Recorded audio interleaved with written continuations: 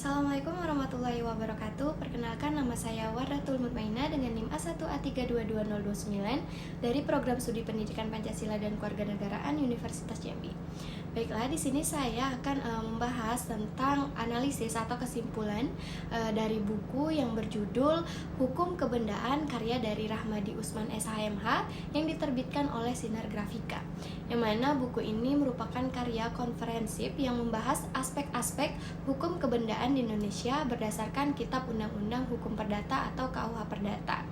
Buku ini dimulai dengan pengantar yang menjelaskan definisi hukum kebendaan sebagai cabang hukum perdata yang mengatur hubungan manusia dengan benda, membedakannya dari hukum perikatan, dan menekankan fungsinya dalam memberikan kepastian hukum atas kepemilikan serta penggunaan benda. Selain itu, buku ini mengintegrasikan perkembangan hukum modern seperti Undang-Undang Nomor 42 Tahun 1999 tentang jaminan fidusia, sehingga relevan bagi mahasiswa, praktisi, dan juga akademisi hukum. Nah, bab pertama buku ini menguraikan pengantar hukum kebendaan secara mendalam, termasuk ruang lingkupnya yang mencakup hak-hak atas benda baik bergerak maupun tidak bergerak, serta sumber hukum utamanya seperti KUH Perdata, kemudian undang-undang khusus, dan juga jurisprudensi.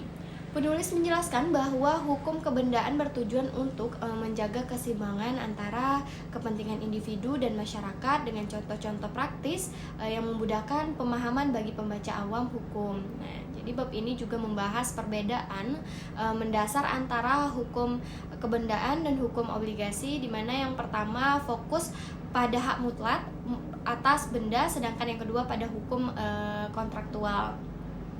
Klasifikasi benda menjadi topik utama pada bab kedua. Nah, di mana Rahmadi Usman membagi benda menjadi bergerak seperti mobil dan tidak bergerak seperti tanah atau bangunan. Buku ini menjelaskan bahwa benda itu dapat diklasifikasikan berdasarkan kemampuan dipindah tangankan dengan penekanan pada benda dalam perdagangan dan benda imaterial seperti hak cipta. Nah, penulis memberikan analisis tentang bagaimana klasifikasi ini mempengaruhi hak-hak hukum, termasuk implikasi terhadap transaksi dan perlindungan hukum, serta contoh kasus yang sering terjadi dalam praktik sehari-hari. Selanjutnya yaitu bab 3, yang mana bab 3 ini membahas atau berfokuskan pada hak milik seperti hak mutlak. Nah, menurut pasal 570 KUH Perdata yang mencakup wewenang untuk menikmati, menggunakan, dan memindah tangankan benda. Rahmadi Usman menguraikan pembatasan hak milik seperti hak tanggungan, servitut, dan hak pakai yang dapat membatasi kekuasaan pemilik untuk kepentingan umum atau pihak lain.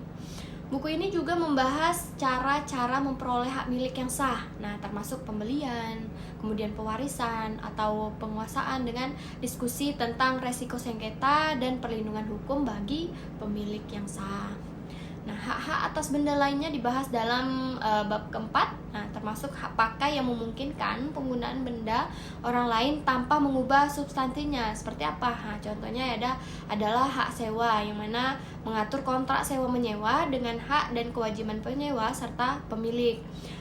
Dan kemudian hak usaha yang memberikan wewenang mengusahakan tanah orang lain dalam jangka panjang. Penulis menjelaskan mekanisme hukum di balik hak-hak ini, termasuk syarat-syarat pemberian dan pemberhentian, serta contoh penerapan dalam konteks bisnis dan pertanian di Indonesia. Selanjutnya kita membahas bab kelima, yang mana bab kelima ini membahas tentang menghususkan diri pada hak jaminan. Nah, yang mencakup hak tanggungan seperti jaminan atas benda tidak bergerak berdasarkan Undang-Undang Nomor 4 Tahun 1996 dan fidusia sebagai jaminan atas benda bergerak sesuai Undang-Undang Nomor 42 Tahun 1999 dengan contoh pada kendaraan bermotor. Nah, Rahmadi Usman membandingkan gadai dan hipotek yang menjelaskan proses pendaftaran, perlindungan kreditor, dan juga resiko bagi debitur, serta pentingnya hak jaminan dalam sistem perbankan dan kredit di Indonesia. Perlindungan hak kebendaan menjadi inti dari bab ke-6. Nah, di mana buku ini menguraikan mekanisme hukum seperti gugatan pengakuan hak milik, kemudian pembebasan tanah dan eksekusi jaminan untuk melindungi pemilik dari pelanggaran. Penulis menekankan peran pengadilan dan lembaga terkait dalam menyelesaikan sengketa, termasuk dampak terhadap pihak ketiga seperti pembeli bona fide, serta tantangan dalam menegakkan hak di tengah kompleksitas hukum Indonesia.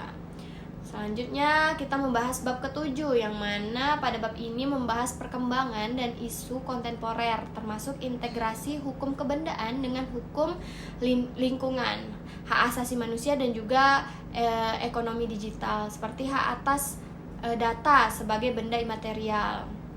Rahmadi Usman menganalisis kasus-kasus tersebut dari Mahkamah Agung dan dampak globalisasi sambil mengadvokasi reformasi hukum untuk mendukung investasi dan keadilan sosial di Indonesia.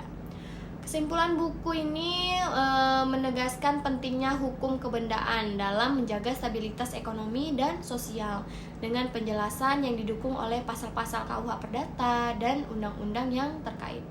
Buku ini berkisar 300 sampai 400 halaman, yang mana sering dijadikan referensi utama di perguruan tinggi hukum, dan penulis juga berharap dapat mendorong pembaca untuk terus memantau perkembangan hukum agar tetap relevan dengan dinamika masyarakat modern.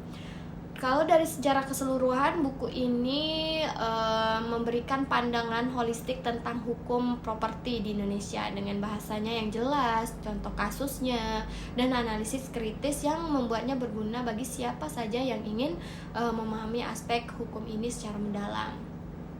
Buku ini tidak hanya mengajarkan teori, tetapi juga mendorong pemikiran kritis tentang bagaimana hukum kebendaan dapat disesuaikan dengan tantangan masa depan seperti urbanisasi dan digitalisasi. Mungkin hanya sekian yang dapat saya sampaikan. Terima kasih telah menonton. Lebih kurangnya saya mohon maaf. Semoga dapat bermanfaat bagi yang sudah menonton video saya. Saya ucapkan terima kasih dan saya akhiri. Wassalamualaikum warahmatullahi wabarakatuh.